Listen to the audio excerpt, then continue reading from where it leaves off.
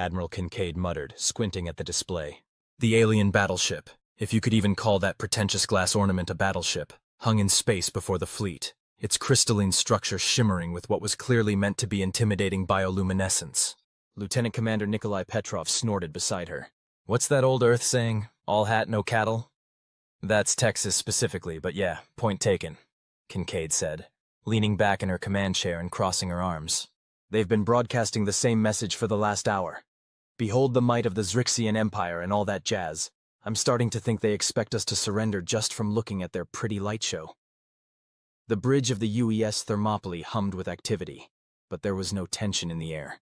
The crew of Earth's flagship, like its commander, seemed more annoyed than concerned by the alien fleet that had appeared at the edge of Sol's heliosphere 3 days ago. Petrov pulled up the technical specs that their sensors had gathered. Their main weapon seems to be some kind of directed energy beam. Fancy, but nothing our shields can't handle. And their hull? He paused, brow furrowing. Ma'am, according to these readings, their hull is actually crystalline. Like literal space crystal. You mean the idiots built warships out of glorified glass? Kincaid couldn't keep the incredulity from her voice. Advanced crystalline composite, Petrov corrected, though his tone suggested he found it equally ridiculous. Apparently it's supposed to be some kind of living material that can self-repair. Kincaid snorted. Great. So instead of proper armor, they've got the space equivalent of a healing crystal. Fantastic. Communications Officer Devin Walsh cleared his throat.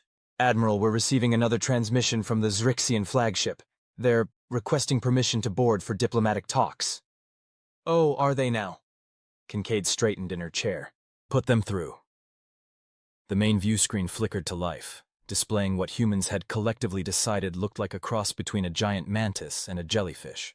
The Zrixian diplomat's translucent appendages waved in what was probably supposed to be a regal manner. Greetings, primitive species of Sol 3. The alien's translator intoned. The glorious Zrixian Empire has deemed your solar system worthy of our attention. We offer you the unprecedented honor of peaceful integration into our collective. You may present your surrender at your convenience. Kincaid blinked slowly, deliberately. Let me get this straight.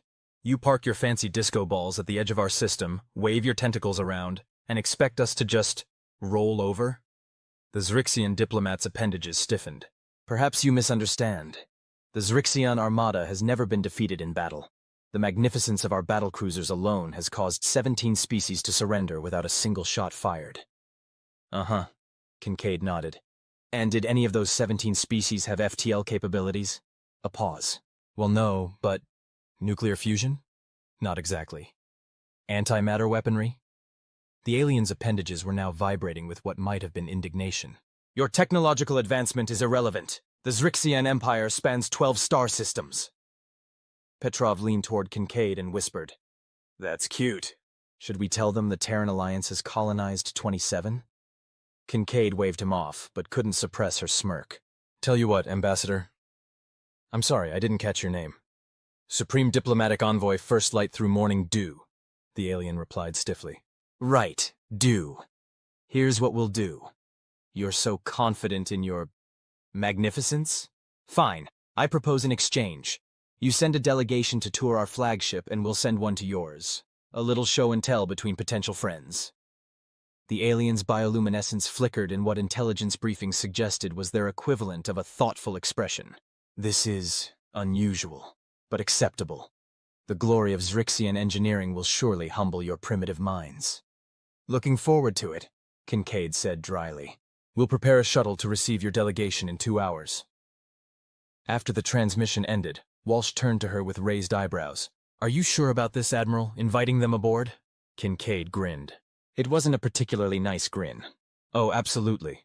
In fact, I want engineering to give our guests the full tour, especially the weapons systems and the engine room. Ma'am? Petrov looked confused.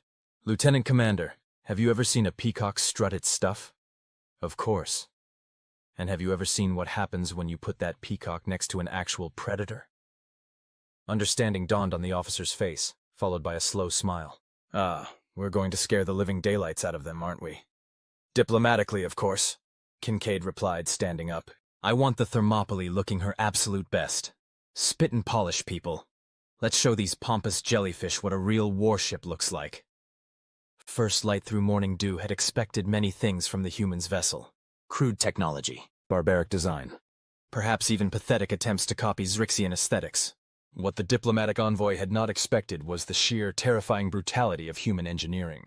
"This is our main corridor," explained the human called Chief Engineer Okafor, a tall female with dark skin and a disconcertingly friendly smile. "We're heading toward the central weapons control hub first." Dew's appendages trembled slightly as they glided along the metal hallway. Everything was angular, harsh, functional.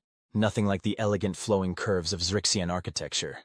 Most disturbing was the complete lack of decorative bioluminescence. How did they even navigate in such sterile surroundings?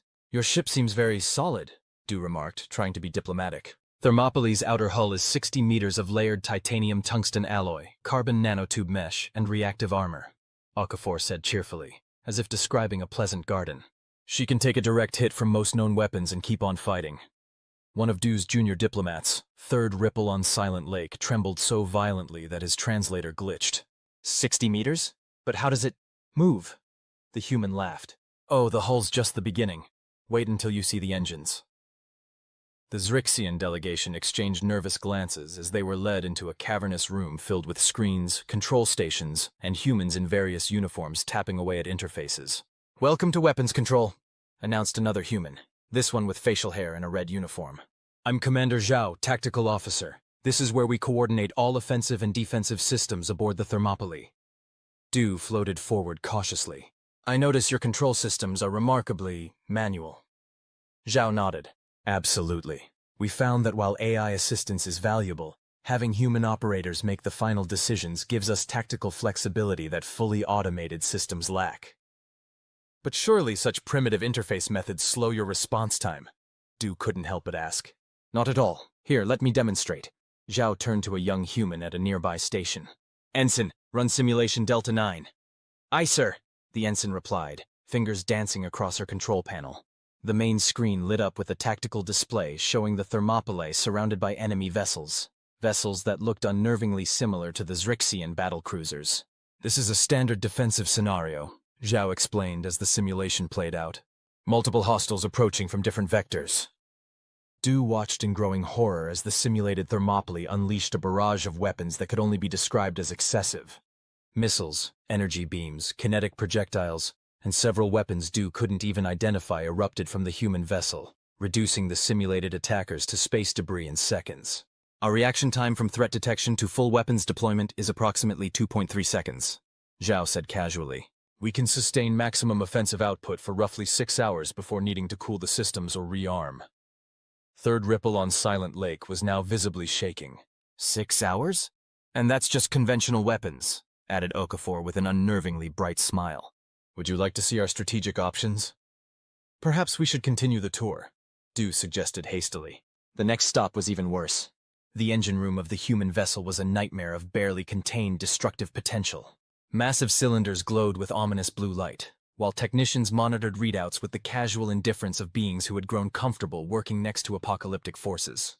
"These are our primary antimatter reactors," Okafor explained, patting one of the monstrous cylinders affectionately. "They provide the baseline power for life support, weapons, and sublight propulsion." "Antimatter?" Dew's translator stuttered. "You harness antimatter for routine power generation?" "Of course." Okafor looked surprised. "Don't you? It's the most efficient energy density you can get without resorting to microsingularities, and those are still experimental." "Experimental?" gasped forth Shadow over Deep Water, another junior diplomat who had been silent until now. "You experiment with black holes?" "Only tiny ones," Okafor assured them, which was not reassuring at all. "Now, if you'll follow me, I'll show you our FTL drive. We use a modified Alcubierre warp field, but we've made some fascinating improvements to the original concept." By the time the tour reached the ship's foundry, an entire section dedicated to manufacturing replacement parts and ammunition during extended deployments, Dew had seen enough. The humans didn't just build warships. They built self-sufficient engines of destruction that could operate independently for years if necessary. Most horrifying of all was the casual way the humans treated these technologies. They spoke of world-ending power sources as if discussing household appliances. They calibrated planet-killing weapons while making jokes. They had built their flagship not to impress or intimidate, but purely for practical, efficient violence. and Du had arrived with crystalline ships designed primarily to look impressive. Meanwhile, aboard the Zrixian flagship Crystal Dominance, Lieutenant Commander Petrov was trying very hard not to laugh. "And this," announced Grand Technical Overseer 7th Gleam in Winter Dark, "is our primary offensive system." Petrov stared at what appeared to be a giant focusing crystal suspended in the center of a chamber lined with mirrors. "It's very shiny." "The refractor array harnesses the power of our sun gems to create a beam of concentrated light energy," the alien explained proudly.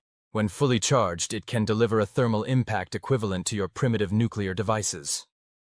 "Fascinating," Petrov murmured, making notes on his tablet. "And how long does it take to charge between firing sequences?"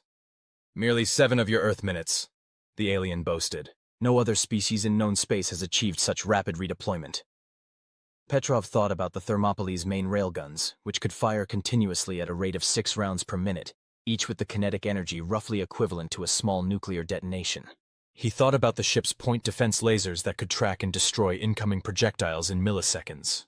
He thought about mentioning any of this, then decided against it.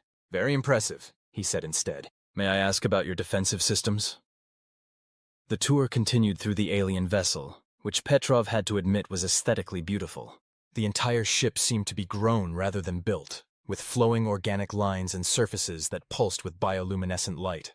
Crew members, all variations on the mantis jellyfish theme, floated gracefully through corridors that seemed designed more for ceremony than functionality. What the ship lacked, Petrov noted with growing amazement, was anything resembling serious armor, redundant systems, or sustainable combat capability. The Zrixians had clearly evolved in an environment with minimal predation, and had approached space exploration with the same lack of survival instinct. "Our living hull can repair most damage within hours," 7th Gleam explained as they passed a section where the crystalline material seemed to be growing before their eyes. "We have never needed crude metal barriers when our ships can heal themselves." "Remarkable," Petrov said, genuinely impressed by the biotechnology, if not the strategic thinking behind it. "But what happens if the damage is extensive, or if key systems are targeted?" The alien's appendages waved in what might have been dismissal. "No species has ever penetrated our outer crystal layer. The beauty of our vessels causes most primitives to surrender rather than risk damaging such perfection." "I see," Petrov said carefully. He decided not to mention that the standard procedure for human naval engagements was to target enemy weapons, propulsion, and command systems, usually simultaneously, with overwhelming force. Beauty wouldn't enter into the calculation at all. The final stop on the tour was the Zrixian Command Center, a spectacular chamber dominated by a floating 3-dimensional display of the surrounding space. Here, High Commander First Storm over Ancient Ocean greeted the human delegation with formal courtesy. "What do you think of our magnificent vessel, humans?" the commander asked, appendages arranged in what intelligence suggested was a posture of pride. "Does it not inspire awe in your primitive hearts?" Petrov chose his words with diplomatic care. "It is certainly unlike anything in the human fleet, High Commander. The biotechnology alone is worth further study." "Indeed," the alien's translator conveyed smugness. "Perhaps now you understand why resistance would be futile. Our 12 battlecruisers could reduce your homeworld to ash if we so desired." Petrov smiled blandly. "I appreciate the tour, High Commander. I look forward to continuing our diplomatic discussions." As the human delegation prepared to return to their shuttle, Petrov overheard 2 Zrixian officers communicating, their translators inactive.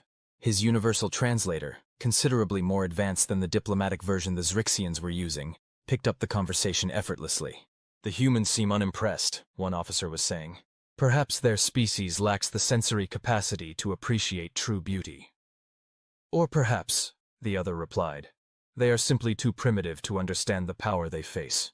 Their metal vessel is crude and inelegant, clearly inferior." Petrov smiled to himself. Oh, they were in for such a surprise. When both delegations had returned to their respective vessels, Admiral Kincaid called a briefing in the Thermopylae's war room. "Report, Lieutenant Commander," she said as Petrov took his seat. "Well," Petrov began, bringing up his notes on the central display. "Their ships are exactly what they appear to be. Glorified art projects. The crystalline material does have impressive self-repair capabilities, but it's structurally about as robust as high-grade glass. One good hit from our main guns would shatter it. Weapons? A single directed energy weapon that takes 7 minutes to recharge between shots. No missile systems, no kinetic weapons, minimal point defense. They're basically one-shot wonders, and not particularly wonderful shots at that. Propulsion? Some kind of bioelectric pulse drive. Efficient for its type, but nothing close to our capabilities. They have FTL, but it's slow. Maybe 20 light-years per standard week at maximum output. Kincaid leaned back in her chair, expression balanced between amusement and concern. So they're completely outmatched, but don't know it. That's my assessment, yes, Petrov confirmed. Their entire strategy seems to be based on looking intimidating enough that no one actually fights them. And how did they react to our ship? Chief Engineer Okafor grinned. Their chief diplomat was practically leaving a slime trail of terror by the time we finished the tour. I showed them the antimatter reactors and mentioned the experimental microsingularity research, and I think one of them actually fainted. The weapons demonstration didn't help, Commander Zhao added. When I ran the combat simulation, the junior diplomat started vibrating so hard I thought he might phase through the deck plating. Laughter rippled around the table, but Kincaid held up a hand. As entertaining as this is, we have a diplomatic situation to resolve. These Zrixians may be technologically outmatched, but they're clearly expansionist. If they're used to species surrendering at first sight, they might not know how to back down gracefully. You think they might actually attack? Walsh asked, sounding incredulous. People and aliens do stupid things when their pride is wounded, Kincaid replied, especially if they've never faced real consequences before. She turned to the diplomatic officer. Commander Reyes, what's your assessment? Commander Elena Reyes, who had been quietly analyzing the data from both delegations, looked up from her tablet. Their social structure appears to be hierarchical and based largely on aesthetic achievement and perceived grandeur. Losing face would be catastrophic for the leadership. However, they also show signs of being highly practical when presented with overwhelming evidence. So if we can demonstrate our superiority without humiliating them publicly, they might back down, Kincaid asked. Precisely, Reyes nodded. They need a way to retreat that preserves their dignity. Kincaid drummed her fingers on the table, thinking. All right, here's what we're going to do. Walsh, open a channel to the Zrixian flagship. I want to speak with their commander. A few moments later, the familiar translucent form of High Commander First Storm over Ancient Ocean appeared on the main screen. Admiral Kincaid, the alien's translator intoned. Have you considered our generous offer of peaceful integration? I have indeed, High Commander, Kincaid replied smoothly. And I have a counter-proposal. It seems our species have much to learn from each other. Your biotechnology is quite remarkable, and perhaps there are aspects of human engineering that might interest you as well. The aliens' appendages shifted in what the humans now recognized as thoughtful consideration. The Council of Illumination has authorized me to inform you that we are re-evaluating our expansion policies.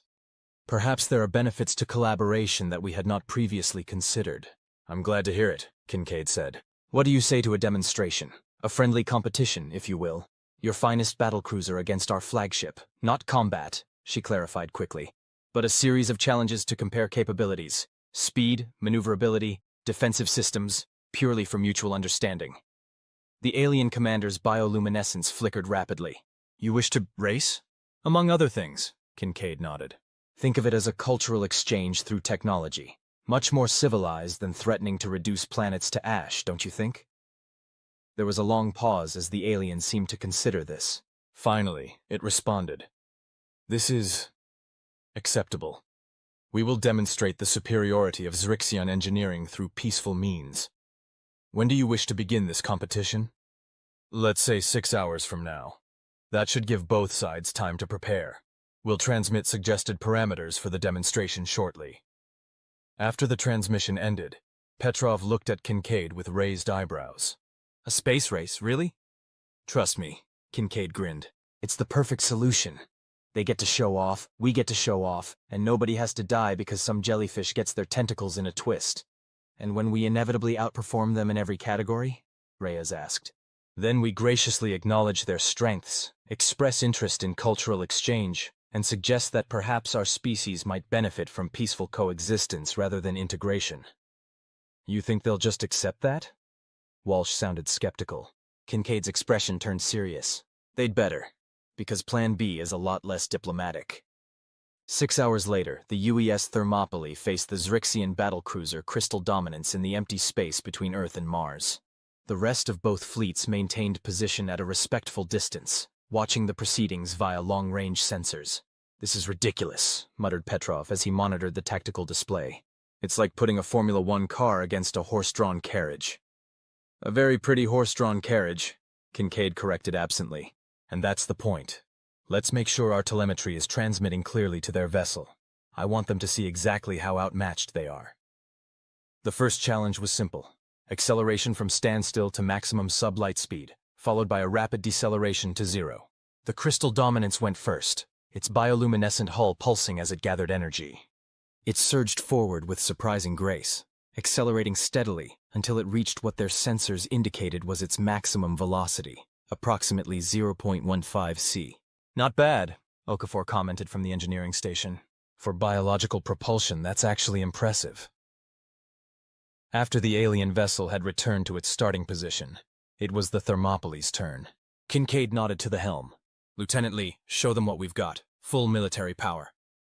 "Aye, Admiral. Full military power." The massive human warship, nearly twice the size of its alien counterpart, seemed to leap forward as its antimatter-powered engines engaged. In seconds, it had surpassed the Zrixian vessel's top speed. 10 seconds later, it was approaching 0.4 c. After 20 seconds, the inertial dampeners were straining to compensate as the ship reached 0.6 c. "That should be sufficient," Kincaid said after 30 seconds of acceleration. "Bring us to a full stop, then return to starting position."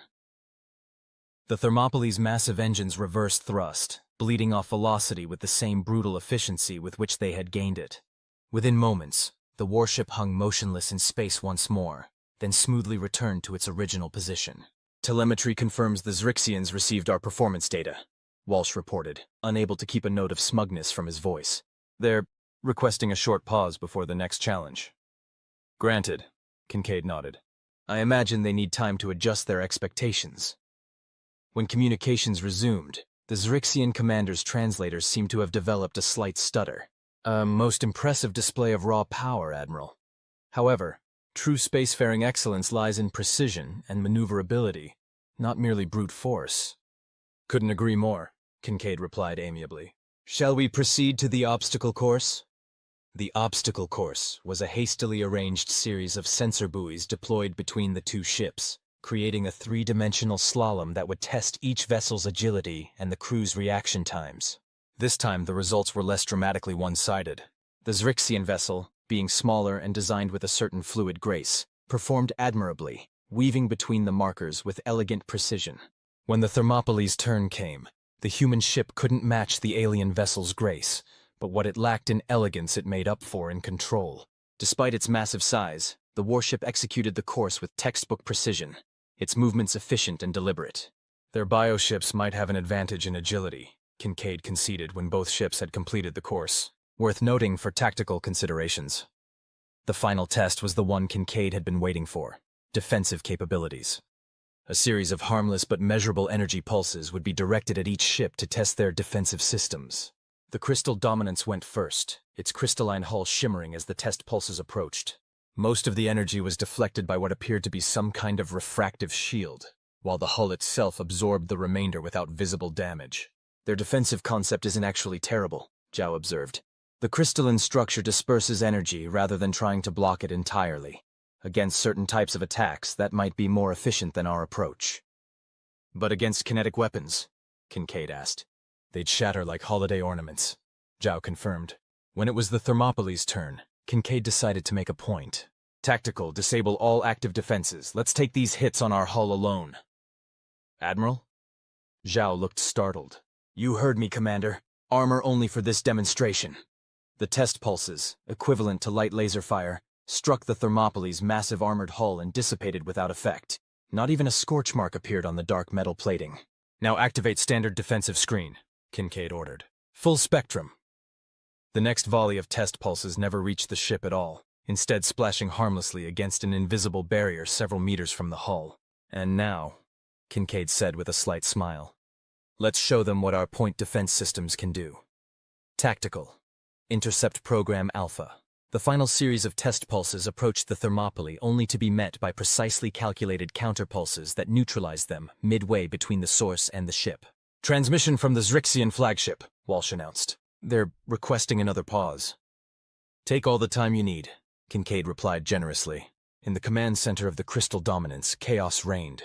Impossible, High Commander First Storm was saying, appendages lashing in agitation. Their metal construct cannot possibly contain such power. First Light through Morning Dew, who had been unusually quiet since returning from the tour of the human vessel, finally spoke up. High Commander, with respect, what we have witnessed merely confirms what I observed aboard their ship. The humans approach space travel from a fundamentally different perspective than our own. Explain, demanded the commander. The Zrixian philosophy has always been one of harmony and elegance, Dew began carefully. Our ships are extensions of ourselves, beautiful, sophisticated, and designed to inspire awe rather than fear. This has served us well in our expansion, as most species recognize the cultural superiority our vessels represent. And your point is? The commander's translator conveyed impatience. The humans build their ships for war, Dew said bluntly. Not merely as a possibility, but as the primary purpose. The vessel I toured was not designed to impress or intimidate. It was designed to survive and inflict maximum damage in the most efficient manner possible. And based on what we have just witnessed, they are exceptionally good at it. Silence fell across the command center as the implications sank in. The humans had not been exaggerating their capabilities during the tour. If anything, they had been understating them. What do you propose, diplomatic envoy? The commander asked finally. Dew's appendages arranged themselves in the formal pattern indicating grave counsel. I propose we reconsider our approach to this species. The humans do not appear hostile, merely extremely prepared for hostility. If we persist with demands for integration, I believe they will respond with overwhelming force. And unlike the 17 species we have previously encountered, they have both the means and the will to resist. You suggest we retreat? After announcing our intention to claim this system, the commander's bioluminescence pulsed with alarm. The Council of Illumination would never accept such humiliation. Then perhaps, Dew suggested carefully, we should consider a different form of relationship altogether, one that preserves our dignity while acknowledging reality. When communications resumed, Admiral Kincaid was surprised to see both the High Commander and the diplomatic envoy on screen. Admiral, First Light through Morning Dew began. The glorious Zrixian Empire has reconsidered its position regarding your solar system. Oh? Kincaid raised an eyebrow. Yes, the diplomat continued. Upon further reflection, we believe that your species possesses certain technical capabilities that make you uniquely qualified for a more equal arrangement than we initially proposed. I'm listening, Kincaid said, keeping her expression neutral despite the victory she could sense approaching. The Zrixian Empire would like to propose an alliance rather than integration, the alien announced. A mutual exchange of knowledge and resources that would benefit both our civilizations. Our biological engineering combined with your mechanical expertise could lead to advancements neither of us could achieve alone. Kincaid allowed herself a small smile. That's certainly a more interesting proposition than surrender. I believe my government would be open to discussing such an arrangement, provided certain conditions are met. Such as? The High Commander asked warily. First, recognition of Terran sovereignty over all currently claimed systems. Second, establishment of clear borders and diplomatic protocols. Third, cultural and scientific exchange programs that benefit both sides equally. The two aliens conferred briefly before responding. These terms are acceptable as a starting point for negotiations, the diplomat said finally. Excellent, Kincaid nodded. I'll inform Earth Central immediately. In the meantime, perhaps your fleet might be more comfortable taking up orbit around Jupiter rather than maintaining position at the edge of our system. We'd be happy to provide coordinates for a stable parking orbit. Plenty of interesting moons to observe while we work out the details. The suggestion, effectively moving the alien fleet farther from Earth while framing it as hospitality, was not lost on the aliens, but they accepted graciously enough. As a gesture of good faith, we accept your suggestion, the High Commander said. The Zrixian fleet will relocate to observe your Jupiter, while diplomatic channels are established.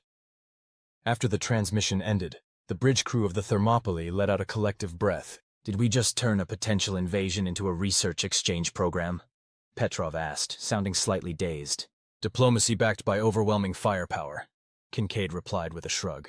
Works every time. So what happens now? Walsh asked. Kincaid leaned back in her command chair, watching as the alien fleet began to move away from Earth's orbital path.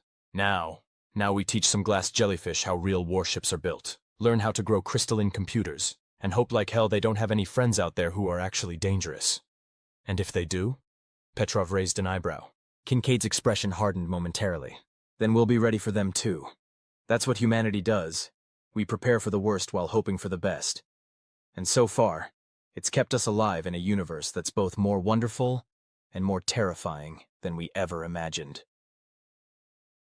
3 months later, Admiral Kincaid stood in the observation lounge of Jupiter Station, watching as human engineers worked alongside Zrixian biotechnicians on what was being called the Hybrid Project, an experimental vessel combining Zrixian crystalline biotechnology with human military engineering.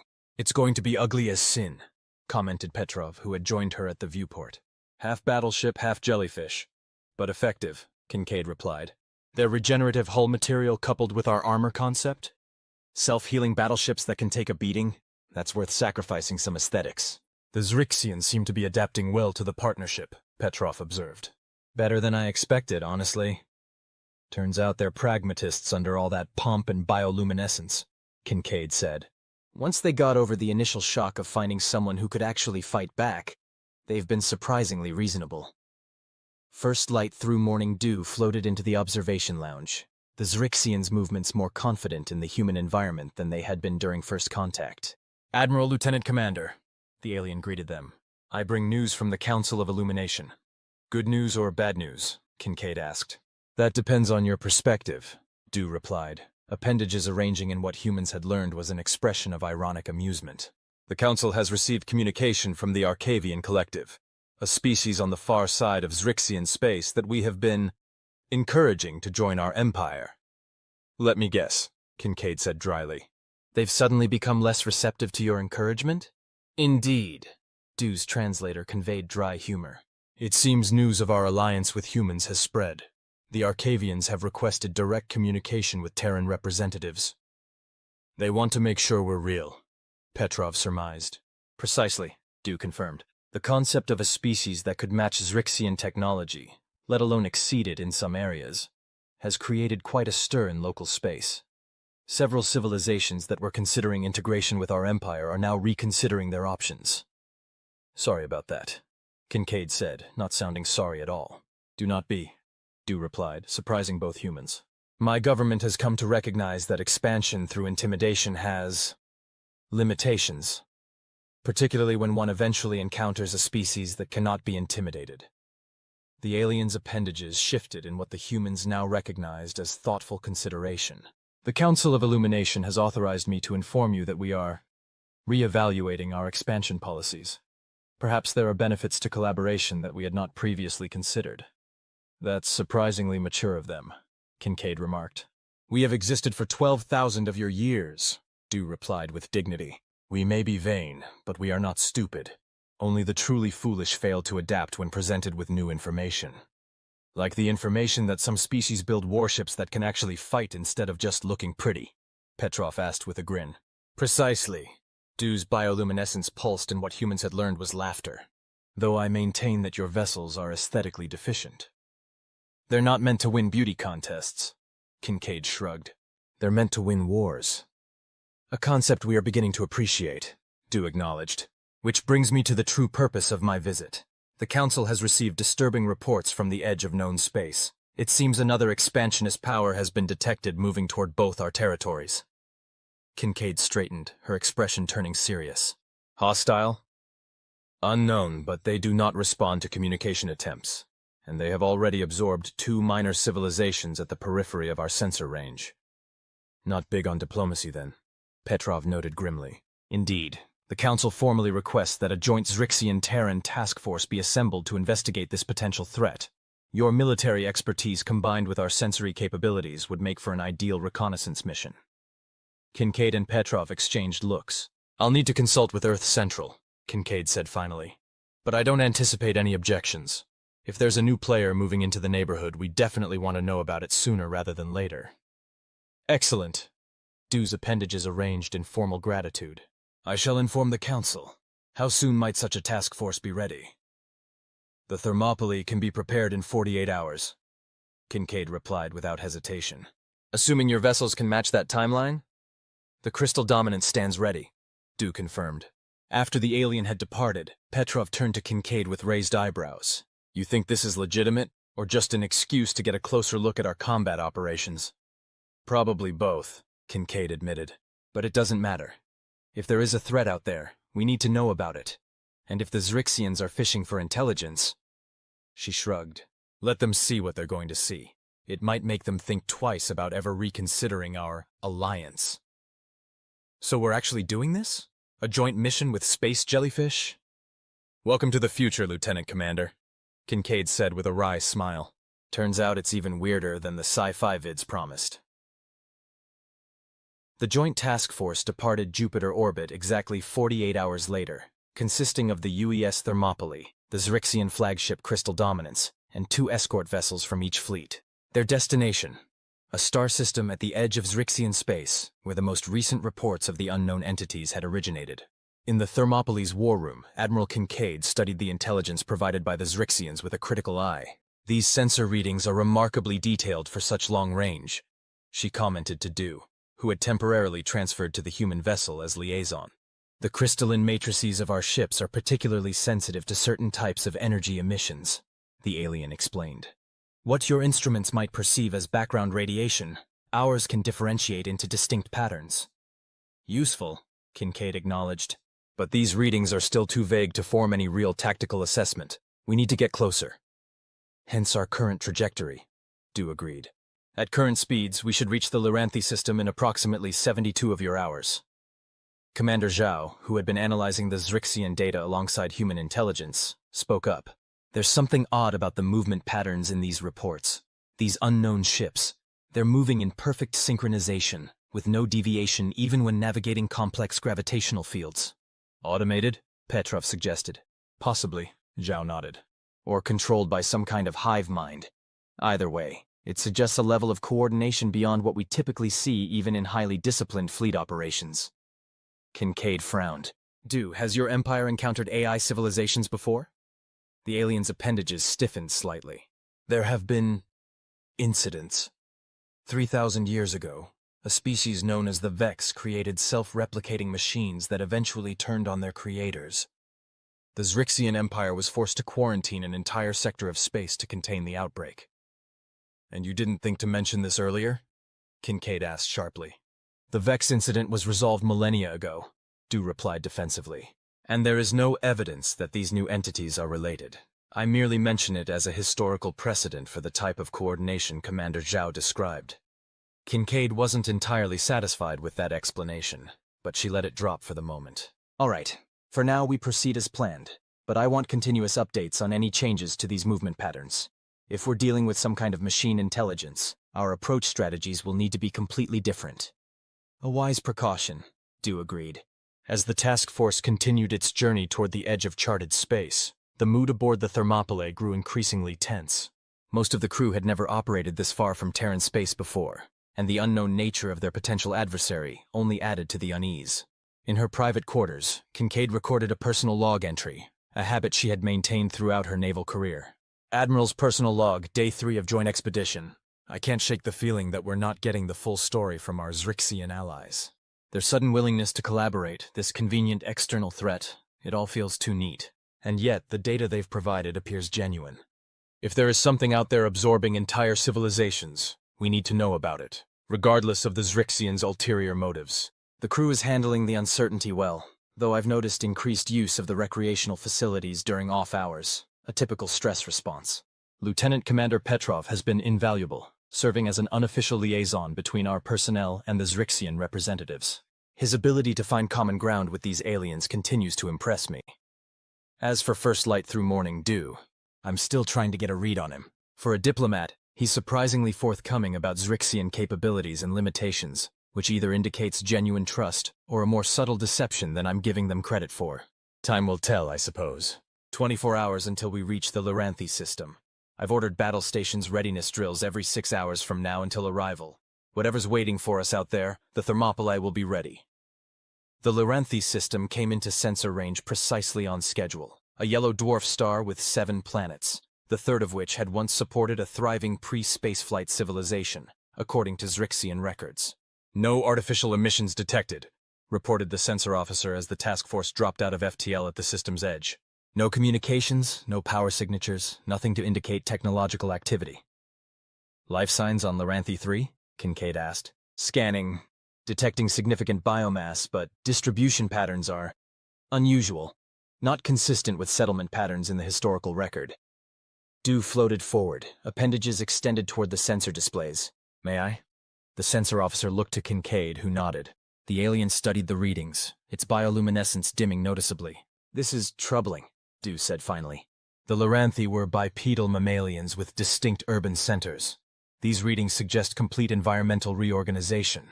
The biomass is now distributed in a fungal pattern across the planet's surface. Some kind of biological weapon? Kincaid suggested grimly. Unknown. Dew's appendages vibrated with what might have been distress.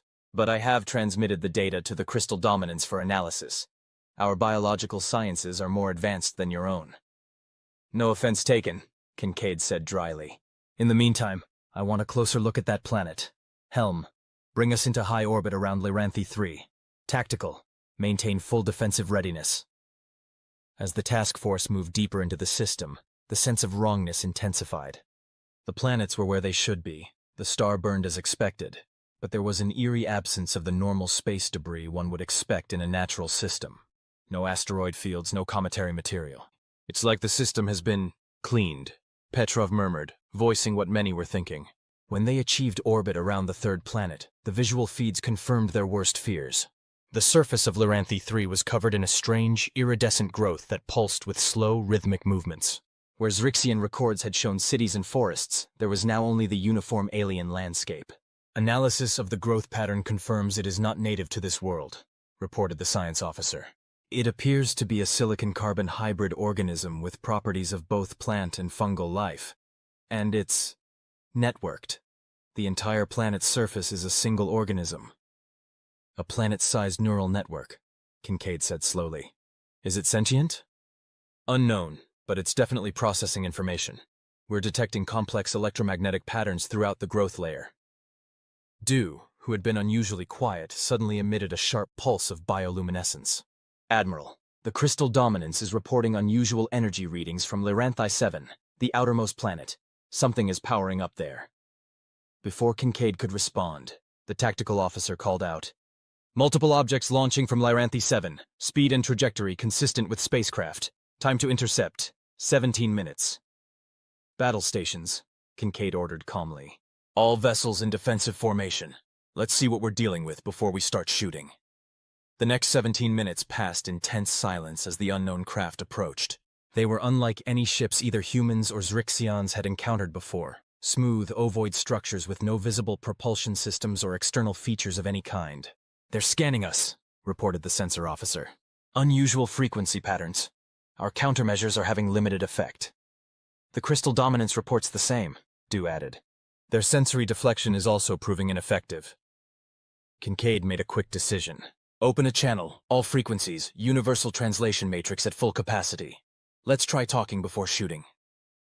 After several attempts at communication yielded no response, the alien vessels took up position around the Terran Zrixian task force, maintaining a precise formation that effectively surrounded them. Admiral, the tactical officer said tensely, they've matched our defensive screen frequency. If they power up weapons, they could punch right through, Kincaid finished. Adjust shield modulation, random pattern, continuous change. The alien vessels are powering up something, the sensor officer reported. Not weapons, it's more like a transmission device? A moment later, every screen on the Thermopylae's bridge displayed the same image. A complex shifting pattern of light and color that seemed to move with mathematical precision. Some kind of visual language? Petrov suggested. Dew's appendages were waving in agitation. This is similar to ancient Zrixian symbology. I believe they're attempting to communicate, but the complexity is beyond our translation capabilities. Kincaid made a split-second decision. Lieutenant Commander Petrov, have our AI communications array analyze this pattern. Full spectrum analysis. Priority override on all other functions. It took several tense minutes, but eventually, the ship's advanced AI produced a tentative translation. Identify, purpose, intentions. The computer rendered in blocky text. They want to know who we are and why we're here, Kincaid said. Simple enough. Send this response. We are representatives of the Terran Alliance and the Zrixian Empire. We come to investigate reports of unknown activity in this region.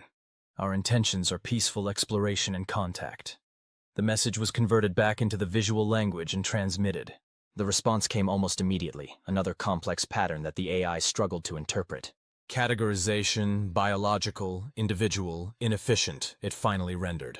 I don't like the sound of that, Petrov muttered. Before anyone could respond, the alien vessels began emitting a powerful energy field that washed over the task force. Ship systems flickered, and several crew members cried out in pain as the field penetrated the hull. Some kind of scanning beam, the science officer shouted over the alarms. It's probing everything. The ship, our systems, even our bodies. Shields to maximum, Kincaid ordered. Tactical, prepare to... She was cut off as the alien vessels suddenly withdrew the energy field and moved back, maintaining their formation but increasing the distance. New patterns flashed across the screens, which the AI translated with increasing confidence. Assessment complete. Biological coalition. Hierarchical command. Primitive technology. Minimal threat. Potential resource. I really don't like the sound of that, Petrov repeated with feeling. Kincaid's expression hardened. Ask them about the Loranthi. What happened to the civilization on the third planet? After the question was transmitted, there was a longer pause before the response appeared. Integration, optimization, improvement, ascension. The Loranthi serve. A chill ran through the bridge. The implications were clear. The native species had not been destroyed. They had been converted, their very biology repurposed to serve some greater function. Kincaid said quietly. I think it's time we left this system. The alien's bioluminescence had dimmed to almost nothing, a sign of extreme distress. Agreed, Admiral. The Council must be informed immediately. Helm, plot a course out of the system. Maximum speed. Communication, inform the rest of the task force. We're leaving. Now. As the human and Zrixian vessels began to maneuver, the alien ships made no move to stop them. Instead, a final message flashed across the screens. Departure permitted. Assessment continues. We will find you again. Not if we can help it, Kincaid muttered as the task force accelerated toward the jump point.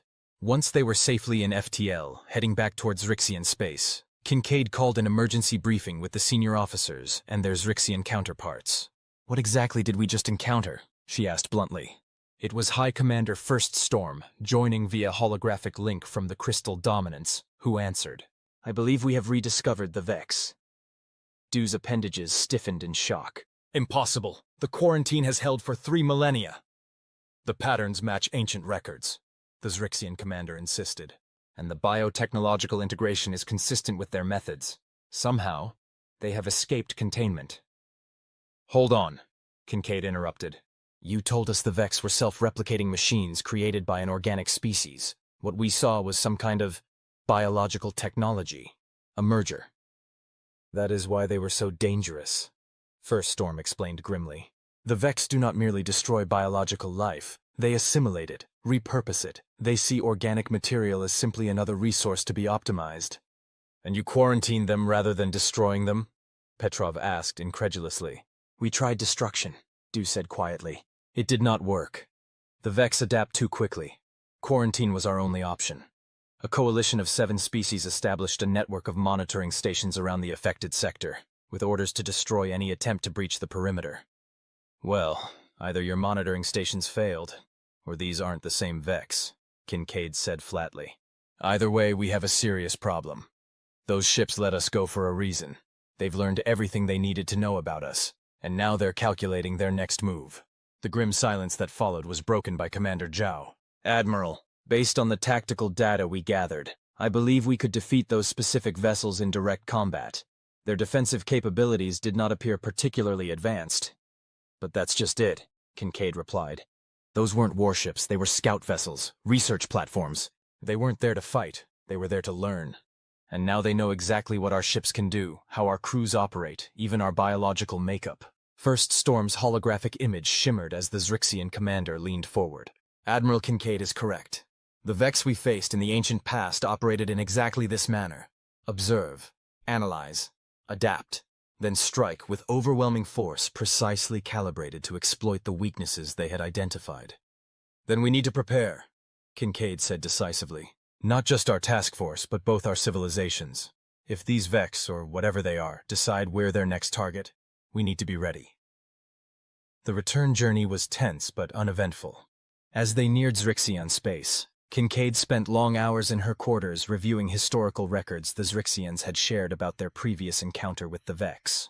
The more she read, the more concerned she became.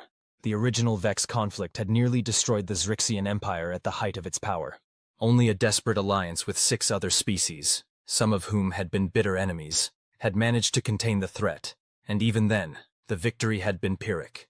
Entire worlds had been quarantined, millions of citizens abandoned to assimilation when evacuation proved impossible. And now, somehow, the Vex had returned, or perhaps they had never truly been contained at all. When Dew visited her quarters on the final day of the journey, Kincaid didn't bother with diplomatic niceties. "Your empire knew this was a possibility," she said accusingly. "That's why you were so quick to form an alliance with us after your initial assessment of our capabilities. You weren't just impressed by our warships, you were looking for potential allies against a threat you knew might return." The alien's bioluminescence pulsed in what might have been embarrassment. "Not exactly, Admiral. We genuinely did not believe the Vex still existed as a threat. The quarantine has been maintained for thousands of years with no incidents." "But?" Kincaid pressed. "But yes, when we encountered your species and witnessed your military capabilities, some on the Council did suggest that a human alliance would be valuable should any similar threat ever emerge. It was a contributing factor in our decision to pursue peaceful relations rather than conquest." "Well, at least you're being honest now." Kincaid sighed. "So what happens next? Does your council have contingency plans for this scenario?" "There are ancient protocols," Dew admitted.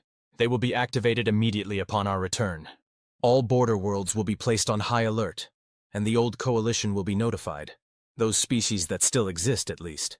And humanity? The Council will almost certainly propose a formal military alliance now, with full intelligence sharing and joint defense planning." Kincaid nodded slowly. "I believe Earth Central will be receptive to that proposal, given the circumstances. The Vex, if that's what they are, clearly represent a threat to both our civilizations." "Indeed." Dew's appendages arranged in a pattern Kincaid had come to recognize as sincere appreciation. "I must confess, Admiral, when our fleet first encountered your species, I believed you to be dangerously militaristic, a civilization so focused on warfare that you had sacrificed beauty and harmony in pursuit of destructive power. And now? Now I understand that your approach to space exploration was shaped by wisdom we lacked. The universe is not always kind to emerging civilizations. Perhaps if the ancient Zrixians had built warships instead of crystalline artwork, the original Vex conflict might have ended differently." Kincaid smiled wryly. "And perhaps if humans had focused more on biology and less on weaponry, we might have better options for dealing with a foe that assimilates organic life. Neither of us has all the answers, Dew. But together, we might have enough of them to survive." As the task force approached the Zrixian border stations, Kincaid stood on the Thermopylae's observation deck, gazing out at the stars. Somewhere out there, an ancient enemy was stirring, calculating, preparing. An enemy that didn't conquer civilizations but consumed them, that didn't destroy life but repurposed it. The coming conflict would test both humanity and the Zrixians in ways neither had faced before. But standing there, watching as the crystalline Zrixian ships flew in formation alongside the angular, armored hulls of the human vessels, Kincaid felt a flicker of hope. The Zrixians had beauty and biological mastery. Humanity had grit and guns. And maybe, just maybe, that combination would be enough to face whatever was coming. When Commander Petrov joined her at the viewport, she didn't turn away from the stars. "You know," she said quietly, "when I joined the Navy, I never expected first contact to involve jellyfish with superiority complexes. And I never expected to be facing down techno-organic planet eaters within my first year as your XO." Petrov replied with a grim smile. "Life's full of surprises." "That it is, Lieutenant Commander," Kincaid agreed. "That it is." She turned away from the viewport, straightening her uniform with practiced precision. "Now let's go prepare to fight a war against an enemy that turns people into fungus. I'm pretty sure they didn't cover that at the Academy." As they walked together toward the bridge, Kincaid couldn't help but think about how quickly everything had changed. 3 months ago, the Zrixians had arrived at Earth expecting easy conquest, and had instead found a species that had spent its entire history preparing for threats exactly like them. Now both civilizations faced something far worse, an enemy that neither pretty ships nor powerful guns might be enough to defeat.